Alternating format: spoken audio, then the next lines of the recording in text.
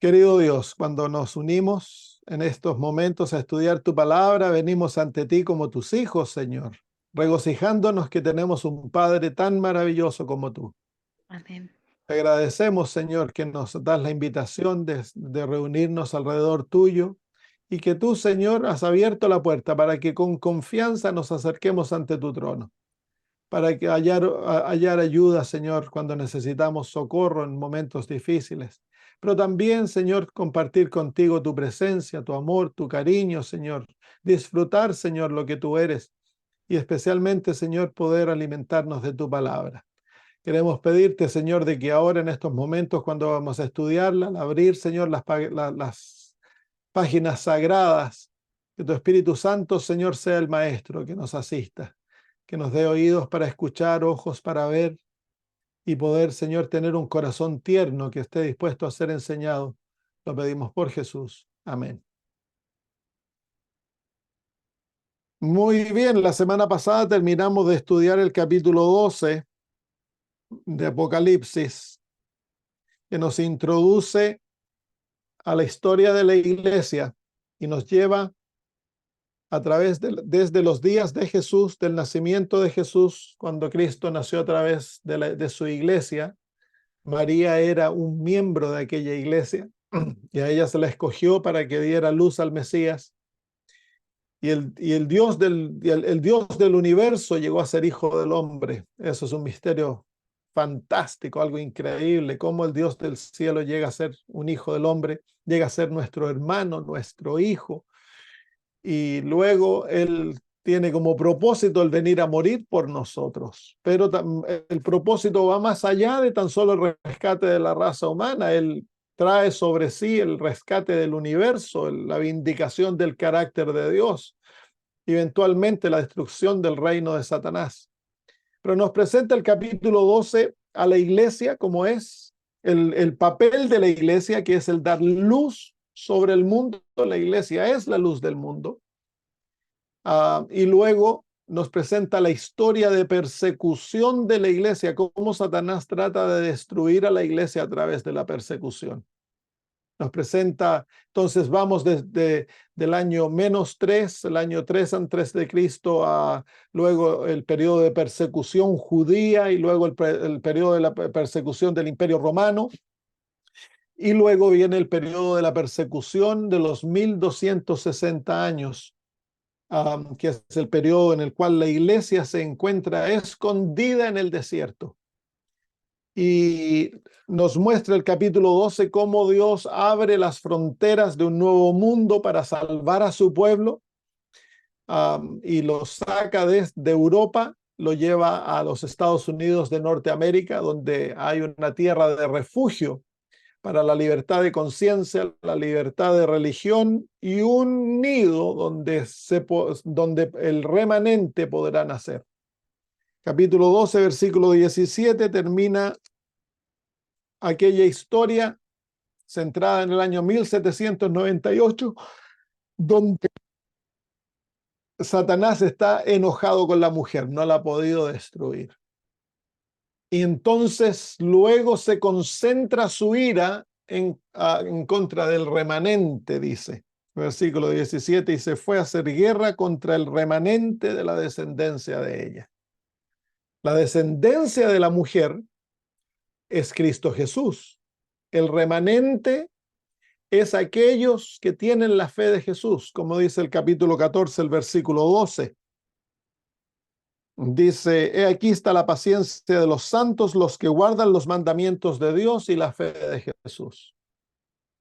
Así que se encuentra ahí encontramos de que la historia de la iglesia pasa de la mujer en el desierto, se encuentra la mujer embarazada, luego viene la mujer perseguida, la mujer en el desierto, y luego viene el remanente de la mujer o el remanente de la descendencia, el remanente de Cristo, de la descendencia de la mujer en la tierra. Entonces, el capítulo 13 es el capítulo que nos muestra lo que Satanás va a hacer para destruir el remanente. Su última batalla es contra el remanente. ¿Qué pasa con la mujer en el desierto? El capítulo 17 nos muestra lo que ocurre con la mujer en el desierto, que es la iglesia protestante, todos los grupos protestantes. Antes de que naciera el protestantismo ya habían grupos protestantes, los albigenses, los hugonotes, los valdenses, todos aquellos que no se sometieron al poder papal. Eran entonces protestantes por naturaleza. El protestantismo fue el resultado de que por más de 1000 años hubieron cristianos que no se sometieron al catolicismo y sostuvieron la verdad. Y a través de ellos, como herencia, Dios le otorgó a los reformadores protestantes las verdades que estos grupos habían sostenido al costo de su propia vida. El capítulo 17 de Apocalipsis, dice el versículo 1, vino entonces uno de los 7 ángeles que tenía las 7 copas y habló conmigo diciéndome, ven acá y te mostraré la sentencia contra la gran ramera, la que está sentada sobre muchas aguas, con la cual han fornicado los reyes de la tierra y los moradores de la tierra se han embriagado con el vino de su fornicación. Y me llevó en el espíritu al desierto y vi una mujer sentada sobre una bestia escarlata llena de nombres de blasfemia que tenía 7 cabezas y 10 cuernos. Entonces ahí encontramos la mujer en el desierto. ¿Se fijan? La Iglesia Católica no es la mujer del desierto. La Iglesia Católica es hablada como una gran ciudad, Babilonia. Aquí vemos la mujer del desierto ha llegado a ser una prostituta y se ha unido a la madre, que es Babilonia. En el versículo 5 leemos, y en su frente un nombre escrito, un misterio, Babilonia la grande, la madre de las rameras y de las abominaciones de la tierra. Así que la iglesia en el desierto cae. La iglesia en el desierto pierde su identidad y se une a la prostituta, llegan a ser una, y un símbolo las representa en Apocalipsis 17, la gran ramera. Han llegado a ser la madre y la hija, se han vuelto un sistema. Así que la iglesia cae no a través de la persecución, sino que cae a través del compromiso, compromete su fe, vende su fe por una relación ecuménica. Y la iglesia del desierto, el protestantismo, cae. Por eso nosotros los adventistas enseñamos, basado en Apocalipsis 16, que la triple unión es el catolicismo, el protestantismo apóstata y um, las religiones paganas, todo lo que es afuera del cristianismo. Entonces la batalla en el capítulo 13, que son 2 poderes que Satanás levanta, la bestia del mar, que es el catolicismo, el papado, y la bestia de la tierra, que es los Estados Unidos de Norteamérica, el protestantismo apóstata. Satanás los levanta como aliados en la batalla contra el remanente. Así que Satanás ha estado preparando la batalla contra el remanente cuidadosamente. Y esa batalla se va a manifestar dentro de poco en el asunto de la adoración, especialmente de los mandamientos de Dios, los primeros 4 mandamientos y específicamente el mandamiento del sábado, el 4º mandamiento, cuando todo el mundo se pondrá de parte de este sistema. Entonces, encontramos en el capítulo 12, el versículo 17, que se nos dan 2 marcas de identificación del remanente. Hay algunas otras, pero claramente el remanente viene directamente del protestantismo, tiene los mandamientos de Dios, han sido hechos los guardas de los mandamientos de Dios y tienen el testimonio de Jesús. Lo vimos la semana pasada, que es la manifestación del ministerio de un verdadero profeta en medio del remanente. Así que Dios levanta el don profético para sustentar al remanente en esta última batalla. Pero también indirectamente podemos decir de que el remanente ha de surgir en los Estados Unidos de Norteamérica, porque para que el remanente,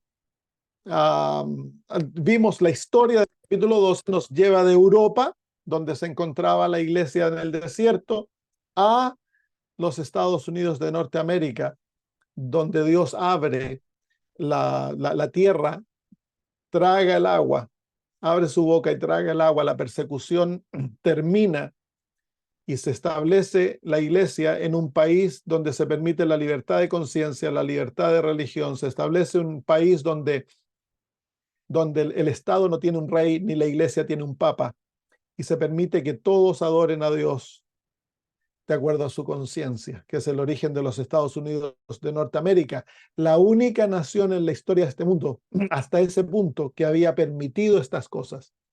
Hasta ese punto, todo otro Estado había negado libertad de conciencia, incluso entre los protestantes. Las naciones protestantes que adoptaron el protestantismo comenzaron a perseguir a los católicos y comenzaron a perseguir a aquellos que, que tenían posiciones distintas y se volvieron opresivos.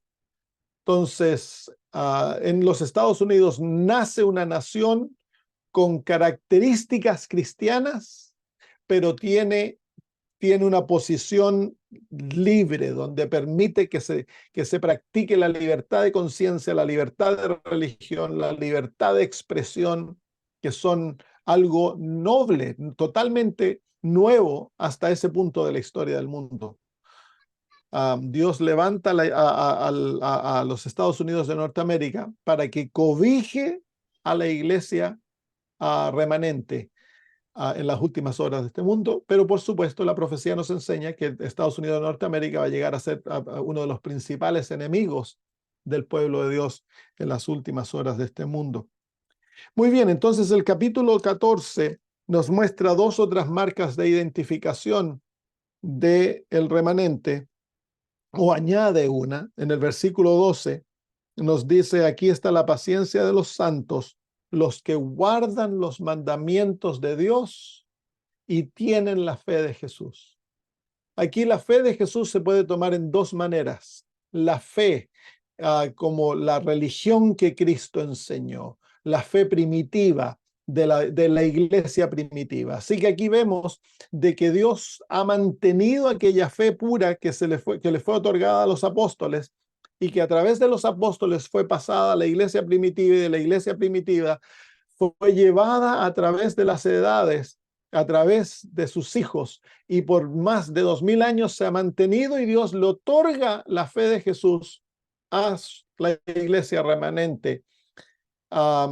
Y también tienen la experiencia de tener plena confianza en Dios. Aprenden a vivir por fe, una extrema confianza en Dios. Así que la iglesia remanente tiene un verdadero profeta. Nació en los Estados Unidos de Norteamérica.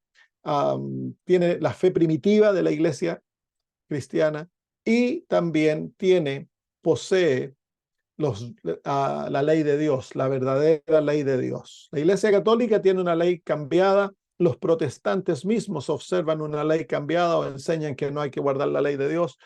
La Iglesia remanente son los que guardan los mandamientos. Dos de esas dos cosas. Uno, ellos son los que Dios les ha otorgado el conocimiento de la ley de Dios para llevarlo como un conocimiento sagrado, y también son obedientes a todos los mandamientos.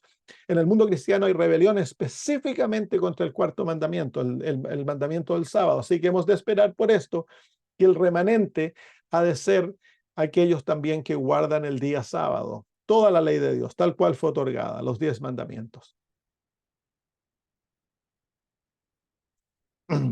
Muy bien, en el capítulo 14 bien se nos presenta de que el remanente le es otorgado un mensaje que han de que han llevar a todo el mundo. Y esto queda claro cuando estudiamos el capítulo 10 de Apocalipsis. Y eso es lo que vamos a estudiar hoy. para ver cuál es el mensaje otorgado al remanente, hemos de primero estudiar el capítulo 10. Lo hemos estudiado antes, pero ahora lo vamos a estudiar en el contexto de lo que estamos viendo. Vi descender del cielo a otro ángel, capítulo 10 de Apocalipsis, fuerte, envuelto en una nube, con el arco iris sobre su cabeza, y su rostro era como el sol, y sus pies como columnas de fuego. Tenía en su mano un librito abierto y puso su pie derecho sobre el mar y el izquierdo sobre la tierra. Y clamó a gran voz como ruge un león, y cuando hubo clamado, 7 truenos emitieron sus voces. Cuando los 7 truenos hubieron emitido sus voces, yo iba a escribir, pero hay una voz del cielo que me decía: sellas las cosas que los 7 truenos han dicho y no las escribas. Y el ángel que vi en pie sobre el mar y sobre la tierra levantó su mano al cielo y juró por el que vive por los siglos de los siglos, que creó el cielo y las cosas que están en él, y la tierra y las cosas que están en ella, y el mar y las cosas que están en él, que el tiempo no sería más, sino que en los días de la voz del séptimo ángel, cuando él comienza a tocar la trompeta, el misterio de Dios se consumará, como él lo anunció a sus siervos los profetas. La voz que oí del cielo habló otra vez conmigo y dijo: ve y toma el librito que está abierto en la mano del ángel que está en pie sobre el mar y sobre la tierra. Y fui al ángel diciéndole que me diese el librito. Y él me dijo: toma y cómelo, y te amargará el vientre, pero en tu boca será dulce como la miel. Entonces tomé el librito de la mano del ángel y lo comí. Era dulce en mi boca como la miel, pero cuando lo hube comido, amargó mi vientre. Y él me dijo: es necesario que profetices otra vez sobre muchos pueblos, naciones, lenguas y reyes. Así que ahí se encuentra el nacimiento de el remanente y la experiencia a través de la cual el remanente iba a nacer. Y luego el objetivo por el cual el remanente ha de existir. Capítulo 10 comienza mostrándonos un ángel que desciende del cielo. Es un ángel fuerte. Y dice: está envuelto en una nube, con el arco iris sobre su cabeza, y su rostro era como el sol y sus pies como columnas de fuego. ¿Quién es este ángel? ¿Quién es este ángel que desciende del cielo? Bueno, en el capítulo 1 de Apocalipsis lo encontramos. Por la descripción, dice que está envuelto en una nube. En el versículo 7 de Apocalipsis 1 dice: he aquí que viene con las nubes y todo le verá. Jesús vuelve envuelto con una nube.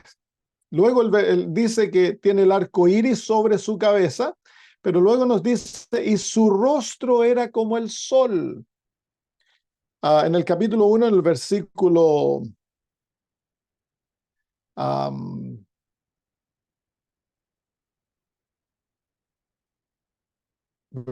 16 dice: tenía en su diestra 7 estrellas, de su boca salía una espada aguda de 2 filos, y su rostro era como el sol cuando resplandece en su fuerza. Y está describiendo a Jesús, al Hijo del Hombre. En el versículo dice: su rostro era como el sol y sus pies como columnas de fuego. Sus pies como columnas de fuego. Versículo 15 del capítulo 1. Y sus pies semejanza al bronce bruñido, refulgente como un horno, y su voz como estruendo de muchas aguas. Así que ahí vemos también que los pies refulgen como el fuego. Así que el ángel que desciende es Cristo Jesús. Así que vemos aquí Cristo Jesús tomando una parte directa en la historia del ser humano, y es tan importante el nacimiento del remanente, es tan importante que es Jesús mismo el que toma cargo de la experiencia. Así que el remanente juega una parte importantísima en la historia profética. ¿Por qué se lo llama un ángel? ¿Es Jesús un ángel? Sí. Jesús es el Dios del cielo, es el eterno, pero también él adoptó la naturaleza de un ángel. A él se lo llama el ángel del pacto. Se lo llama varias veces ángel en el Antiguo Testamento, el ángel de Jehová. Él cumple la labor de un ángel, él es un mensajero, él lleva el mensaje más grande, que es la revelación del carácter de Dios. En Apocalipsis 8 lo vemos a él como un ángel ofreciendo incienso ante Dios. Los ángeles no ofrecen incienso, es Cristo Jesús como el intercesor de la raza humana que ofrece el incienso. Sin embargo, se lo muestra como un ángel a él. No es que Jesús sea un ser creado, pero Jesús adoptó sobre sí. Una de las realidades que Jesús ha adoptado sobre sí es la realidad de ser un ministro como los ángeles, un mensajero. Jesús ha adoptado cuatro grandes realidades sobre sí. Él es Dios, el eterno. Nunca fue creado. Pero él también es el Hijo de Dios. Él adoptó la realidad de ser el Hijo de Dios. También adoptó la realidad de ser Miguel, el jefe de los ángeles, el arcángel, y también la realidad de ser el Hijo del Hombre. Cuatro grandes realidades que habitan en Jesús. Para que Él sea Jesús, Él tiene que ser todo ello. Así que aquí en el versículo 1 vemos a Cristo. Desciende del cielo y tiene, dice, versículo 2 dice, y tenía en su mano un librito abierto y puso su pie derecho sobre el mar y el izquierdo sobre la tierra. La imagen del versículo 2 viene de otro libro de la Biblia, viene del libro de Daniel. Daniel capítulo 12 encontramos el lenguaje y las imágenes nos llevan a ese capítulo, porque el apóstol Juan desea que entendamos que estos dos capítulos se encuentran relacionados íntimamente. Vamos a Daniel capítulo 12, porque el libro de Daniel está íntimamente unido a la existencia del remanente. Daniel 12, versículo 4, dice, pero tú, Daniel, cierra las palabras y sella el libro hasta el tiempo del fin. Esto es muy importante. Dice que Daniel se le da la orden de sellar el libro. Así que encontramos un libro que no está abierto, está cerrado. Se le da la orden y dice que estará sellado hasta el tiempo del fin. ¿Y qué va a ocurrir en ese tiempo? Cuando se deselle el libro. Bueno, sigamos leyendo. Versículo 5. Y yo, Daniel, miré y aquí otros dos que estaban en pie. El uno a este lado del río y el otro al otro lado del río. Así que hay agua. También hay agua en Apocalipsis 10. Y dijo uno al varón vestido de lino que estaba sobre las aguas del río, ¿cuándo será el fin de estas maravillas? Y oí al varón vestido de lino que estaba sobre las aguas del río, el cual alzó su diestra y su siniestra al cielo y juró por el que vive por los siglos, que será por tiempos y la mitad de un tiempo. Y cuando se acabe la dispersión del poder del pueblo de los santos, todas estas cosas serán cumplidas. Así que miren, encontramos un ángel que jura por Dios, levantando su mano, está parado sobre el agua y todo es en cuanto a un libro que ha sido sellado. Y que ese libro va a estar sellado hasta que se acabe el tiempo. Cuando se acabe el tiempo, el libro supuestamente ha de ser abierto. En Apocalipsis capítulo 12, 10 encontramos lo mismo, los mismos puntos. El ángel desciende y pone un pie sobre el agua y el otro sobre la tierra, indicando que ahora la influencia de este librito va a ser universal. Y dice en el versículo 5 del capítulo 10 de Apocalipsis, Y el ángel que vi en pie sobre el mar y sobre la tierra levantó su mano al cielo, hace exactamente lo mismo que hizo el otro ángel, y juró por el que vive por los siglos de los siglos, exactamente lo mismo. Se fijan, los capítulos están relacionados. Que creó el cielo, las cosas que están en él, la tierra y las cosas que están en ella, y el mar y las cosas que están en él, que el tiempo no será más. En el capítulo 12 de Daniel, el ángel levanta su mano al cielo y jura por Dios, por el creador de todas las cosas, que será por tiempo, tiempos y la mitad de un tiempo. Él da una profecía de tiempo y aquí el ángel dice que se acabó el tiempo, que ya no va a haber más tiempo. ¿Cuál tiempo se está refiriendo? A las profecías de tiempo de Daniel. Se está refiriendo a esto. Se acaban las profecías de tiempo. Y que el libro que estaba sellado ha sido abierto. Jesús es el que dio la promesa en Apocalipsis, en Daniel 12.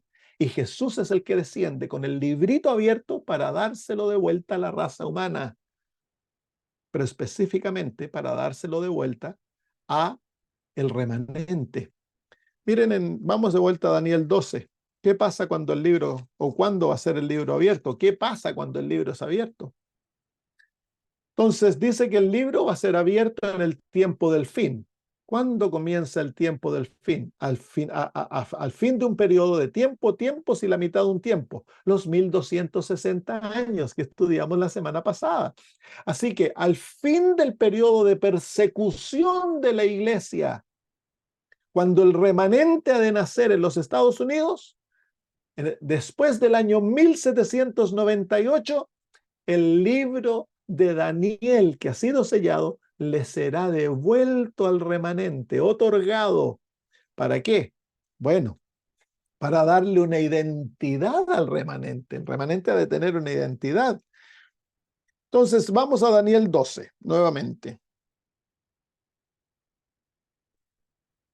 Ok, versículo 8. Y oí más, entendí, dijo, Señor mío, ¿cuál será el fin de estas cosas? Hay algo que no se entiende. Juan, hay algo que no entiende.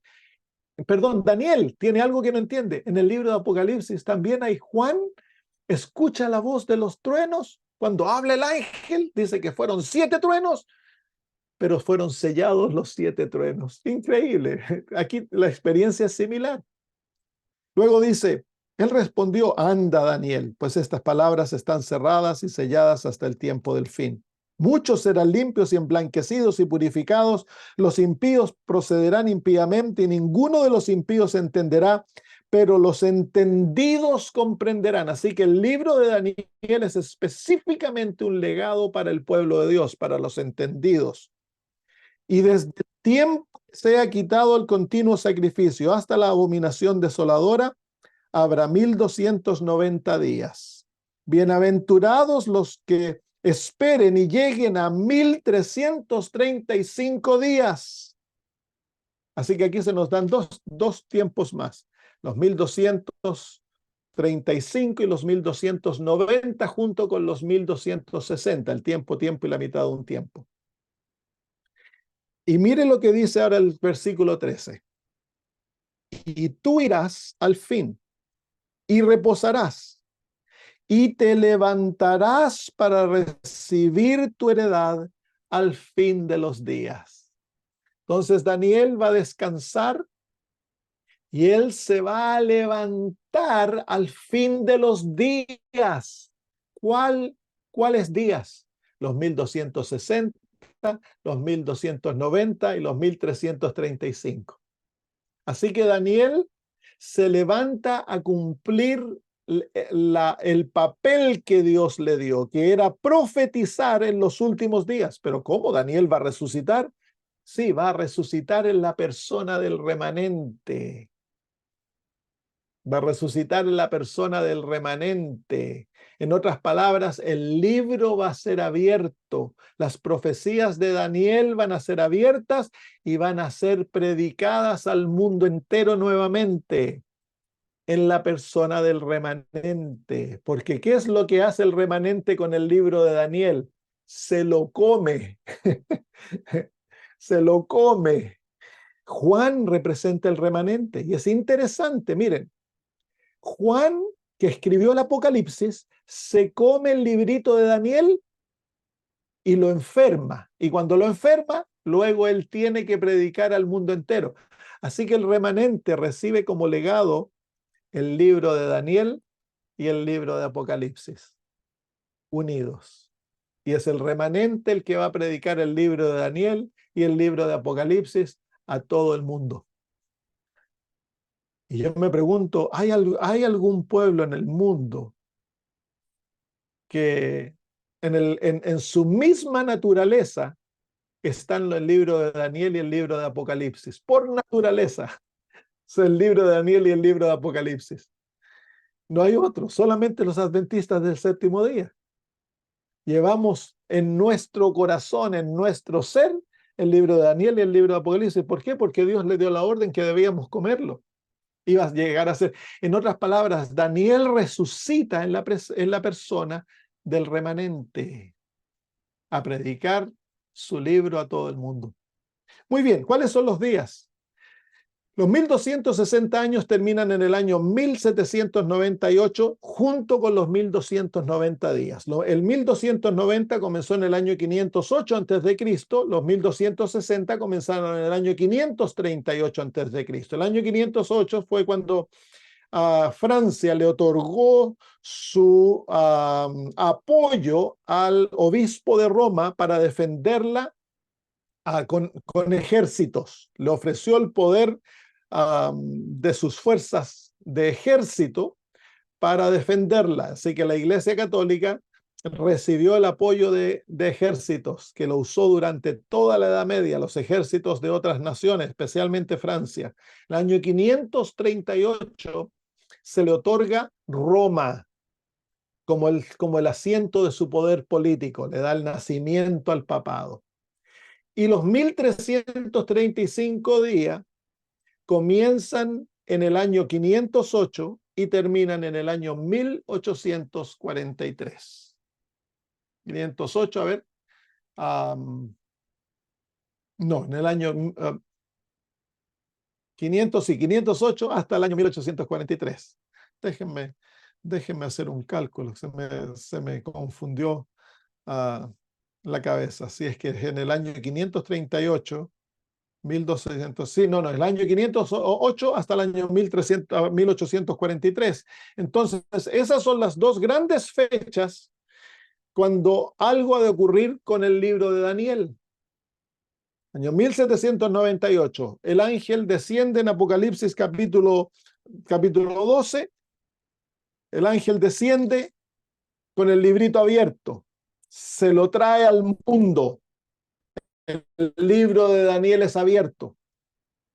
Y es interesante, cuando nosotros estudiamos la historia, encontramos la historia de las iglesias, la historia del protestantismo, encontramos que hasta los 1790 el conocimiento del libro de Daniel era básico, no se entendía, no había un énfasis, se entendían muy poco las profecías de Daniel. Y al llegar los 1790 comienza a haber una explosión alrededor del mundo en cuanto al conocimiento del libro de Daniel, especialmente después del año 1798. Si lo fuéramos a poner como un gráfico, los siglos antes la línea era muy pequeñita de números de teólogos concentrando su estudio en el libro de Daniel. Llegamos al año 1798 y hay una explosión alrededor del mundo en distintos idiomas de teólogos, de pastores, de estudiantes del libro de Daniel. Se abrió el libro, pues. Jesús desciende y trae el libro abierto, se le otorga al mundo. ¿Cuándo? En el tiempo del fin. ¿Cuándo comienza el tiempo del fin? El año 1798. Así que en Daniel capítulo 12, el versículo 10, capítulo 10, versículo 1, nos encontramos en el año 1798. 1798.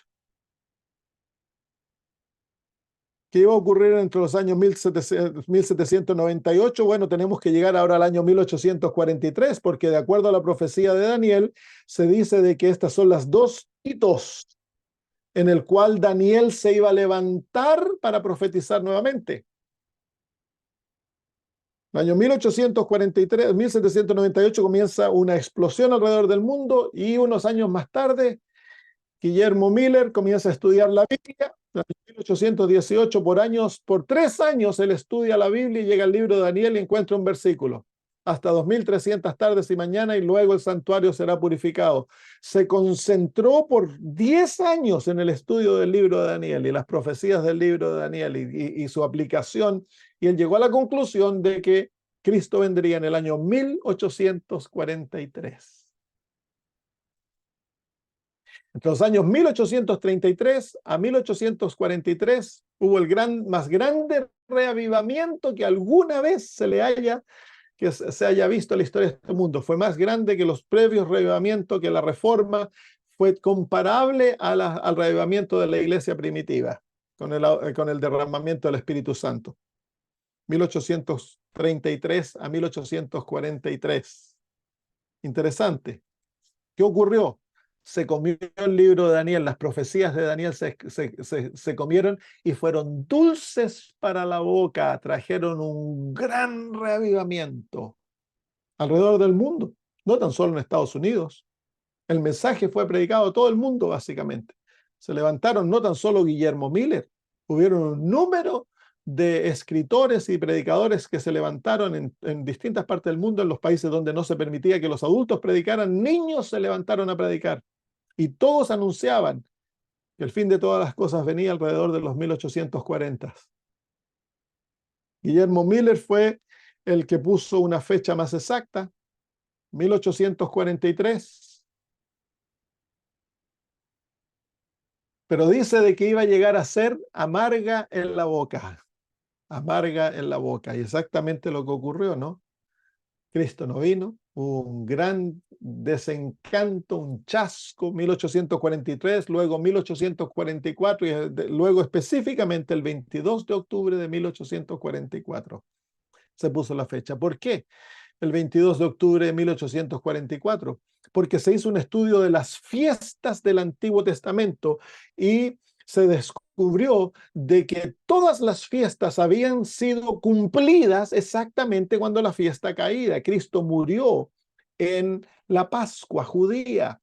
El derramamiento del Espíritu Santo fue derramado el día del Pentecostés. Así que se dijo, bueno, si Cristo ha de venir en la fecha del cumplimiento del día antitípico de la expiación.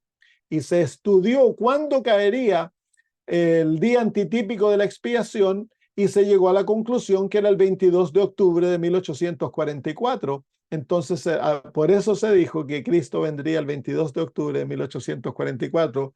Y entonces, cuando se amarga el vientre, nos encontramos en el 22 de octubre de 1844, el gran chasco. Así que la profecía avanza, comienza en 1798, luego va desde los años 1833 a 1843, cuando se come el librito, el estudio del libro de Daniel, o podríamos decir la gran experiencia entre 1798 y 1843, y viene el gran reavivamiento 1833 a 1843. Gran reavivamiento. Y el chasco, 22 de octubre de 1844, y en el 22 de octubre de 1844 se cumple la palabra del ángel que dice en el versículo 6 del capítulo 10 de Apocalipsis, al fin dice que el tiempo no sería más. Llegó a su fin el cumplimiento de los 1260, 1290, 1335 y 2300 días. Todas las fechas de tiempo dadas en Apocalipsis cumplieron su fin en el año 1800, el 22 de octubre de 1844. De ahí en adelante ya no hay más tiempo. Así que a pesar de que el remanente nace en una experiencia de predicación de tiempo, el remanente no va a llevar sobre sí una prédica de tiempo, porque el tiempo no será más. Así que miren, En el libro, en el capítulo 12, en el versículo 11, una vez que Juan ha comido el libro, le amargó, fue dulce en la boca, fue amargo en el vientre. Ahora le viene el versículo 11 y le dijo, y él me dijo, es necesario, y miren la palabra ahora, que profetices nuevamente sobre muchos pueblos, naciones, lenguas y pueblos. Entonces, ¿por qué el ángel le dice profetices? Porque la experiencia del remanente, el remanente es el heredero de los mensajes de Daniel y los mensajes de Apocalipsis. El remanente está ilustrado en el capítulo 10 por Juan, que se come el libro de Daniel. Entonces, Apocalipsis y Daniel son unidos, son otorgados al remanente como su legado, la razón por la que existen, y se le da la orden de predicar, de profetizar, de un mensaje profético a todo el mundo. Es por eso que en la iglesia adventista damos tanto énfasis a la profecía, a los libros de Daniel y Apocalipsis. Es nuestra naturaleza, es nuestro DNA. Así que el remanente por naturaleza es un pueblo profético. Es interesante, el versículo 11 también da una clave de que dentro del remanente va a resurgir el ministerio profético. No tan solo el remanente cumple una función profética, sino que él va a profetizar nuevamente, dando a entender de que el ministerio profético ha estado truncado por un tiempo porque la mujer estaba en el desierto escondida, y al salir el remanente, a resurgir el pueblo de Dios al público, Dios le va a otorgar el ministerio de un profeta nuevamente para ayudar al remanente en su labor de llevar un mensaje a todo el mundo. Así que el remanente, a pesar de que nace en los Estados Unidos, por naturaleza ha de ser un pueblo mundial, pues ha de llevar este mensaje a todo el mundo, a toda nación, tribu, a todo pueblo, nación, lengua y reyes. Así que el remanente está formado por personas de todo el mundo.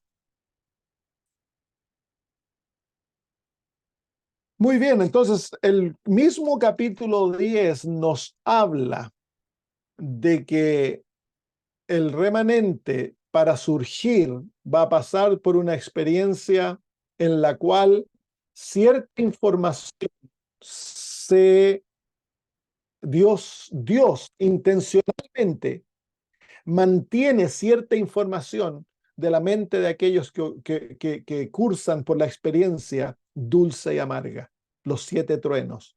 Los 7 truenos hubieran proveído la solución, el entendimiento que los habría precluido de pasar por un chasco. Pero Dios puso su mano y le ordena a Juan que no escriba los 7 truenos.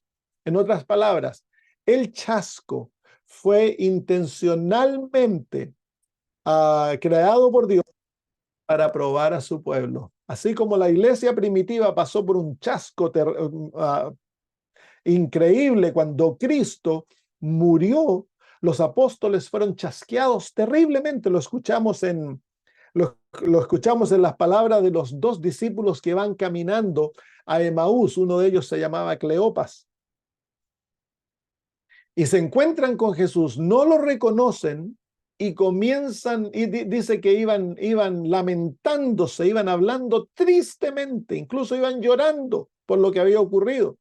Y le cuentan a Jesús que lo veían como un extraño, y le dicen de que nosotros pensábamos que este era el Mesías. Pero hoy es el tercer día desde que estas cosas sucedieron. Le cuentan la crucifixión, cómo fue rechazado y que todo eso había destruido su esperanza de que él fuera el Mesías. Las mismas cosas que habrían comprobado que él era el Mesías estaban escondidas de sus ojos.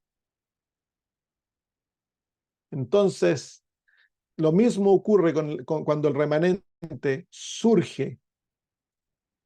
Hay información que Dios intencionalmente esconde de los ojos,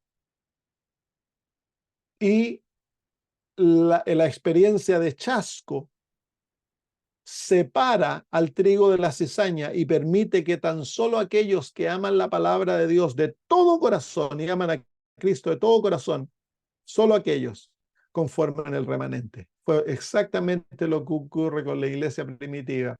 Solo aquellos que tuvieron una fe absoluta en Cristo Jesús y se aferraron a las promesas de la Biblia fueron los que conformaron el primer remanente que fue la iglesia primitiva.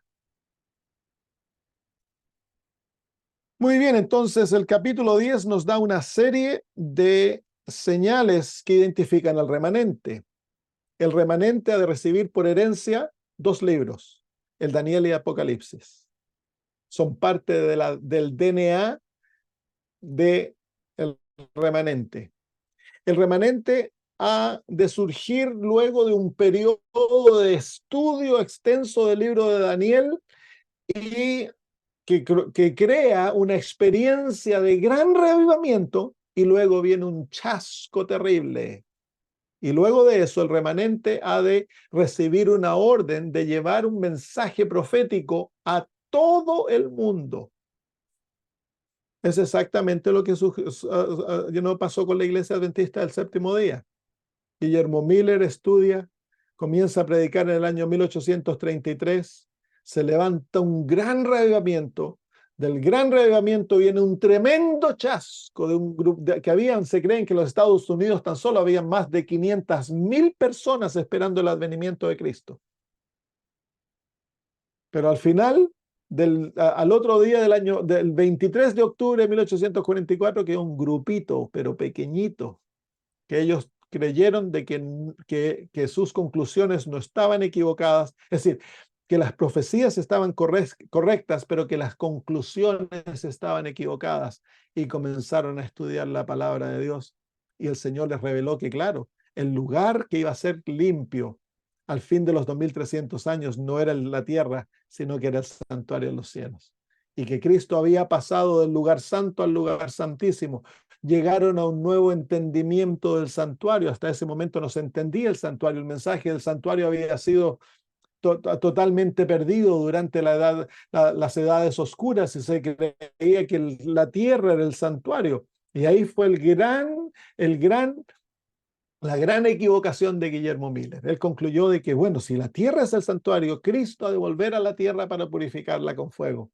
Y esa conclusión nunca fue desafiada hasta que la mañana del 23 de octubre de 1844, cuando 2 adventistas o 2 mileritas que iban destrozados caminando a través del campo para ir a visitar a otros hermanos, iban cruzando por un campo con una plantación de maíz, de repente a uno de ellos, que se lo nombre, si no me equivoco, por apellido Crozier, comenzaron a derramar en su mente luz en cuanto al qué es lo que era el santuario. Comenzó el libro de Hebreos a brillar en su mente, y él se dio cuenta por primera vez de que hay un santuario en los cielos donde Cristo es el sumo sacerdote, donde él ha estado ministrando.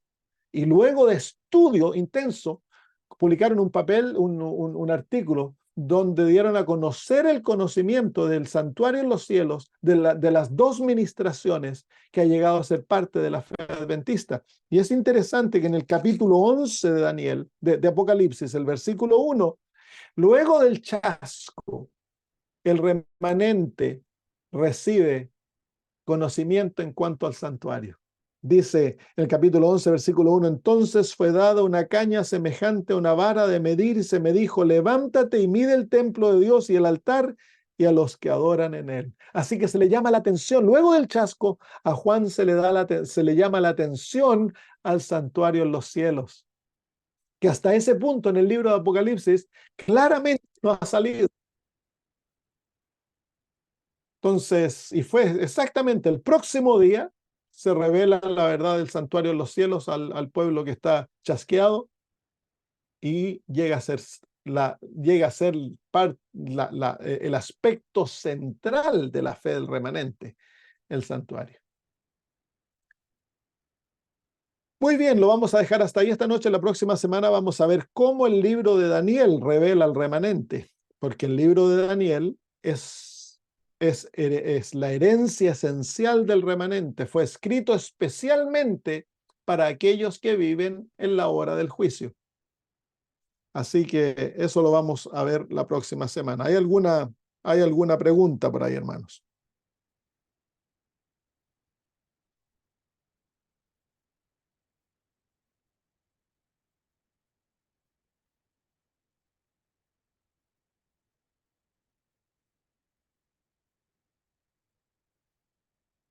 ¿O quedó muy claro o quedó muy confuso?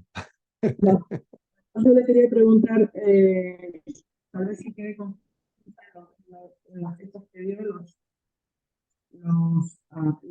1260 empieza 538, pero el 1290, porque puse que termina en el mismo año. Claro, Entonces, comienza en comienzan en el año 508, los 1290, 500, igual que el 1335. 1335, claro. Entonces, 1290, los 1335 comienzan en el 508. A uno nos lleva hasta los 1798 y lo otro nos lleva hasta el año 1843, un año antes que termine la profecía de los 2400, 2300 tardes y mañanas. Okay. Vale, gracias.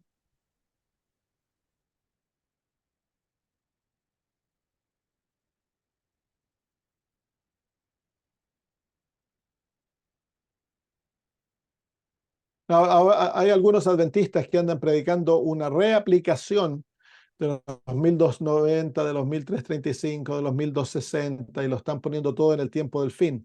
Pero el libro de Apocalipsis claramente dice que ya el tiempo no será más, las profecías de tiempo se han acabado, no tienen una segunda aplicación, ya cumplieron su aplicación primordial y se terminó el cumplimiento profético y Daniel ya se ha levantado en la persona del remanente a cumplir el papel que Dios le dio. Las profecías de Daniel tienen un papel específico para el tiempo del fin, porque es durante el tiempo del fin que Dios levanta un pueblo cuyo mensaje se centra en profecías. Nunca antes ha habido un pueblo que tenga un mensaje tan profético como la Iglesia Adventista del Séptimo Día.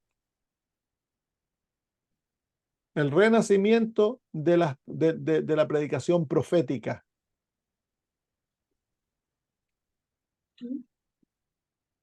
Pues, pastor, ¿puedo tener una pregunta?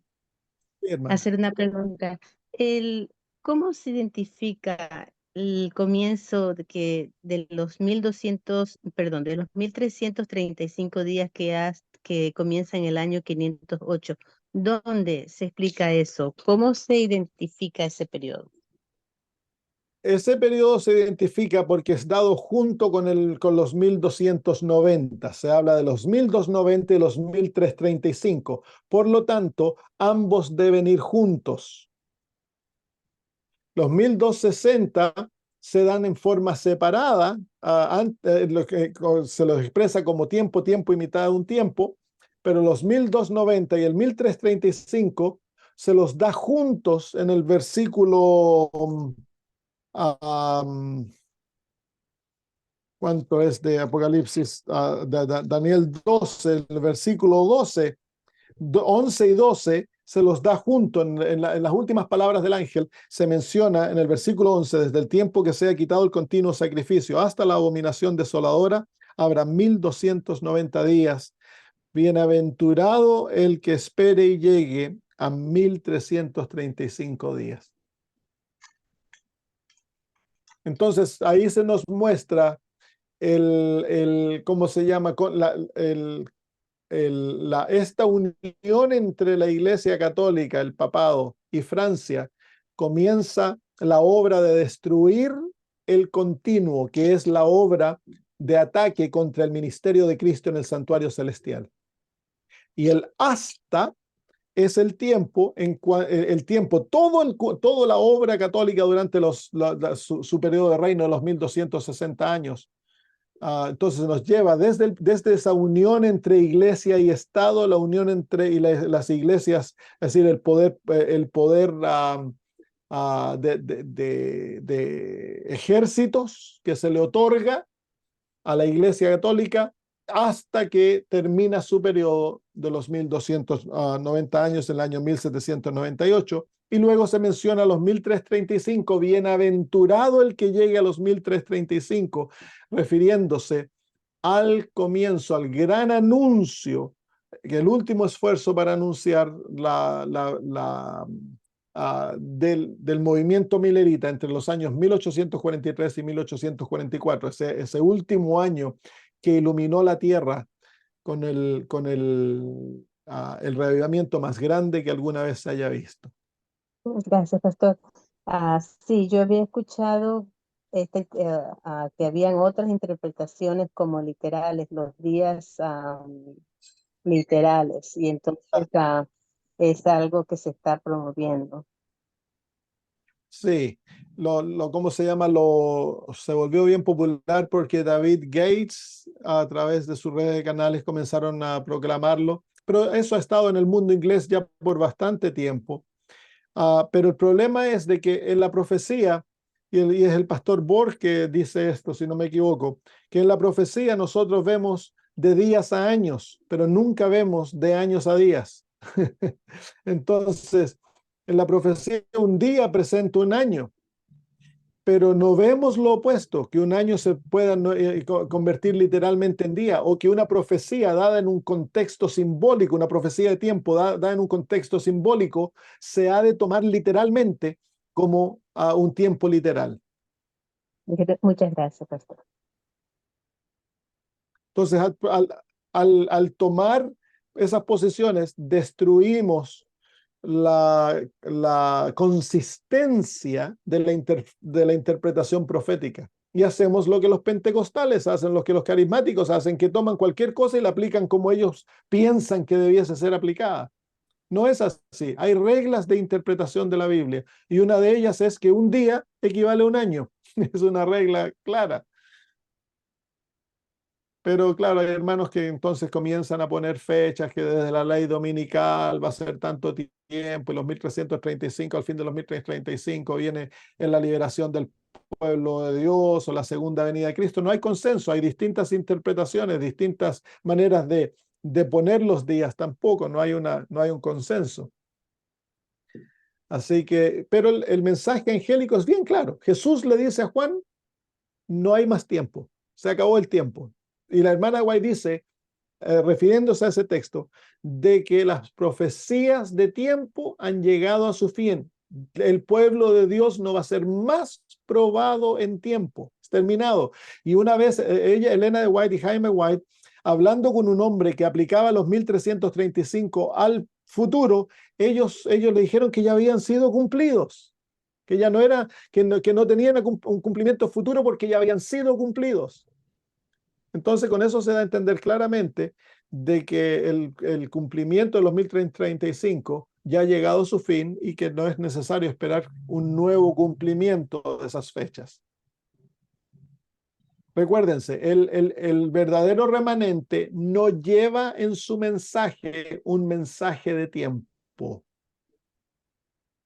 No lleva en su mensaje un mensaje de tiempo. La urgencia del mensaje del remanente es hoy. Hoy debemos estar listos. Hoy debemos estar listos para encontrarnos con Cristo. ¿Puedo hacer otra pregunta? Sí, hermana. Cuando en el capítulo 14, el versículo 12, donde usted mencionó acerca de los que guardan los mandamientos de Dios y la fe de Jesús, usted dio la explicación de la fe de Jesús. Se menciona también la fe de Jesús como el espíritu de profecía. ¿También se aplica eso o es una interpretación No, que la fe de Jesús en no es este el espíritu. versículo? En el capítulo 12, el versículo 17, se habla específicamente del espíritu del testimonio de Jesús. Ese es el espíritu de profecía. El capítulo 14, versículo 12, no menciona al espíritu de profecía. Entonces no es lo mismo, ¿no? No, la fe de Jesús se refiere a la fe pura que recibieron los apóstoles de mano de Jesús, las enseñanzas de Cristo y del Antiguo Testamento recibidas por los apóstoles en su pureza y otorgadas a la iglesia primitiva. Entonces el remanente, aquella fe ha sido restituida y les ha sido otorgada para ellos llevarla a su fin. Y también la fe de Jesús se refiere a la fe que Cristo, a la confianza profunda que Cristo tenía en su Padre, que estuvo dispuesto a creer en su Padre incluso cuando Él le abandonó. Esa también se refiere a la fe de Jesús.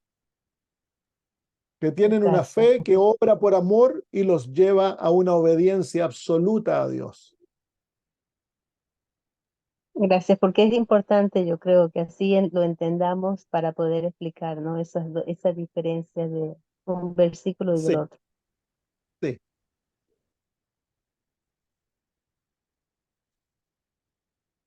Pastor, una preguntita. Buenas noches. Dígame, dígame, Giovanna. ¿Cuántos años pasaron después que Daniel, bueno, Daniel fue, no, ha revelado hasta Juan? Hasta Juan.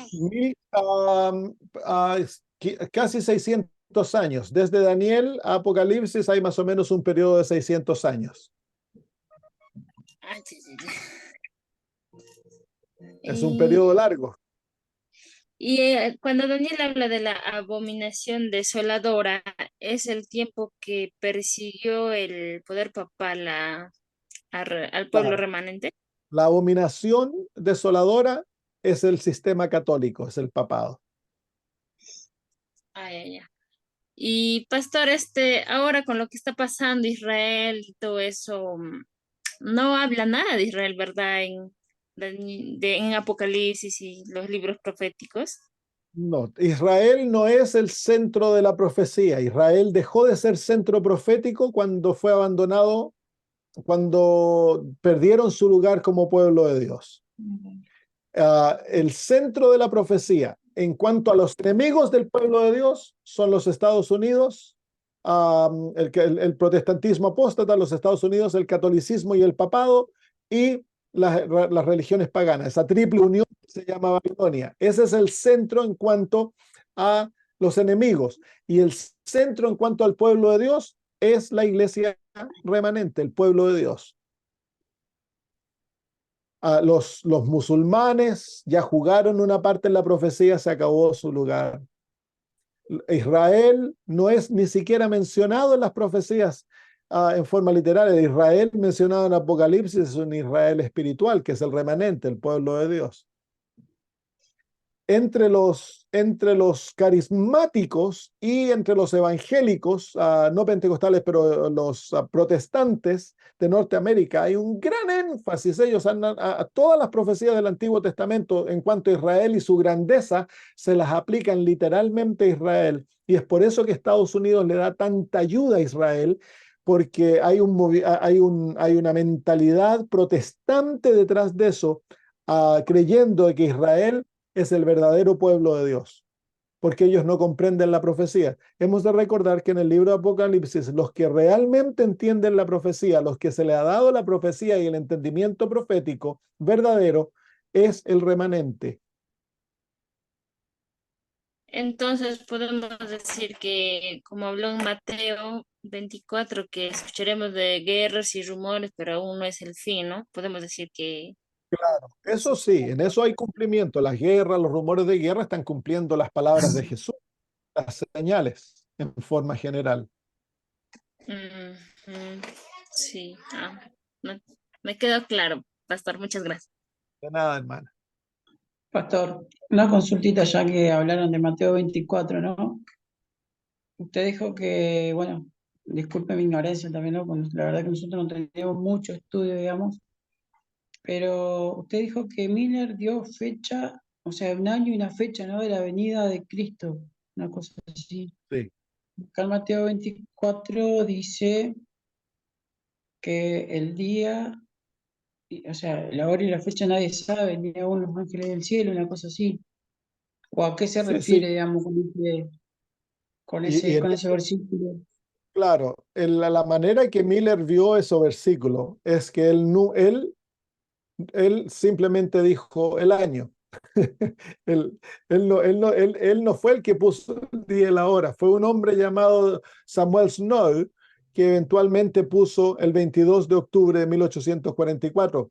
Guillermo Miller estuvo en contra por mucho tiempo, por varias semanas, estuvo en contra en cuanto a ese movimiento porque ponía exactamente el día en el cual Jesús iba a venir.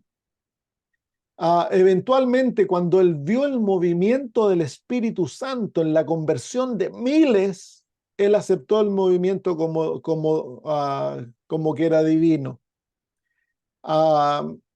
Entonces, en ese movimiento, Dios tendió a oscurecer los ojos de aquellos que estaban predicando el mensaje del advenimiento de Cristo en 1844, porque Dios iba a permitir que hubiera un gran chasco. Y a través de aquel gran chasco, Dios iba a diseminar, iba a separar al verdadero pueblo para que comenzasen el remanente. Hemos de recordarnos de que el chasco, la confusión, estaba predicha en el libro de Apocalipsis. Es lo mismo de que los apóstoles vivieron con Cristo por 3 años y medio y mal entendieron, mal aplicaron las profecías en cuanto a Jesús, tanto que ellos no esperaban de que Jesús muriese, a pesar de que el Antiguo Testamento claramente anuncia la muerte del Mesías. Ellos no esperaban la muerte del Mesías porque a través de conclusiones humanas tergiversaron aquellas profecías y las malentendieron, y ellos esperaban de que el Mesías fuera un gran conquistador que los iba a librar de Roma, pero la Biblia no decía eso. Lo mismo le pasó a los mileritas. En su deseo de que Cristo viniese, malinterpretaron algunas profecías o las mal aplicaron, y textos como el que tú acabas de leer, que debieran haberlos detenido, eventualmente fueron básicamente ignorados por ¿cómo se llama? La fuerza que llevaba el movimiento. El movimiento fue un movimiento grandísimo. Miles, cientos de miles fueron convertidos, se entregaron al Señor. Dice que habían pueblos enteros donde se cerraron los bares y se convirtieron en iglesias. La gente a la hora del almuerzo no almorzaban en los trabajos, salían a las calles para que se les predicara del Evangelio, y muchos fueron convertidos. Así que fue un movimiento divino, como lo dice Apocalipsis 10, pero habían 7 truenos que mostraban de que iba a haber algo que no iba a ser entendido en el movimiento, y fueron esos aspectos que llevaron al chasco. Muy bien, gracias. Y del chasco se levanta el movimiento a través del cual Dios les dice que han de profetizar a todo el mundo. Pastor, acá cuando habla del séptimo ángel, ¿a quién se está refiriendo? ¿A Jesús? No. El séptimo ángel es la séptima trompeta. Cuando el séptimo ángel suene su trompeta, el misterio será consumado. Se refiere a que durante la predicación del séptimo ángel, cuando el séptimo ángel suene su trompeta, que es la séptima trompeta, entonces se culminará la obra del Evangelio. Dios cerrará el tiempo de gracia y llegará a su fin, y la obra de santificación del pueblo de Dios va a ser culminada. El misterio es Cristo en nosotros, la esperanza de gloria. Ese es el misterio, dice el apóstol Pablo.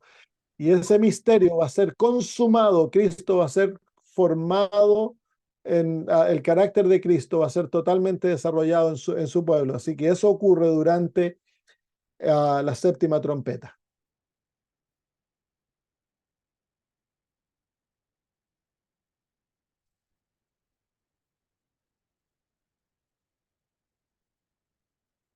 Bueno, así que hemos hoy día visto un poco más acerca del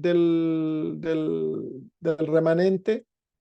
Vimos la experiencia a través del cual el remanente iba a surgir, que es una experiencia a través del estudio del libro de Daniel, que iba a producir un gran reavivamiento y a ser dulce en la boca. pero iba a amargar el vientre un gran chasco. Luego del chasco iban a recibir la orden de profetizar a todo el mundo. Así que el remanente por carácter es un pueblo profético, lleva las profecías del libro de Daniel y Apocalipsis que han sido unidas en la persona de Juan. Se les otorga el remanente. El DNA del remanente son los libros de Daniel y Apocalipsis. Y comienzan un grupo pequeñito al principio, pero eventualmente llegan a ser un movimiento mundial porque han de llevar un mensaje a todo el mundo. Y ese es el mensaje, lo vamos a ver la próxima semana, el mensaje de los 3 ángeles unido al Evangelio eterno, en el contexto de la predicación de Daniel y Apocalipsis. Bueno, oremos y culminamos. Querido Señor, gracias por permitirnos entender estas cosas tan maravillosas. Como tu palabra, Señor, da lujo de detalles para que nosotros podamos identificar, Señor, a tu pueblo. Nos has dado el privilegio de ser parte de este pueblo, Señor, y te agradecemos por ello. Queremos pedir de que seamos realmente como Daniel y Juan, Señor, que nuestra vida esté totalmente entregada para predicar el Evangelio. Que seamos, Señor, santos y puros, que reflejemos el carácter de Jesús en nuestras vidas. Y que pronto, Señor, muy pronto veremos a Cristo venir a las nubes de los cielos. Y es nuestro privilegio y nuestro deber preparar el mundo para la venida de Cristo. Gracias, Señor. Acompáñanos ahora al terminar, que podamos, Señor, sentir tu presencia junto a nosotros y que podamos, Señor, vivir tomados de tu mano. Lo pedimos por Jesús. Amén. Muy bien, hermanos, un abrazo para todos. Gracias, Pastor. Dios les bendiga. Gracias. Bendiciones. Chao. Bendiciones. Chao, chao.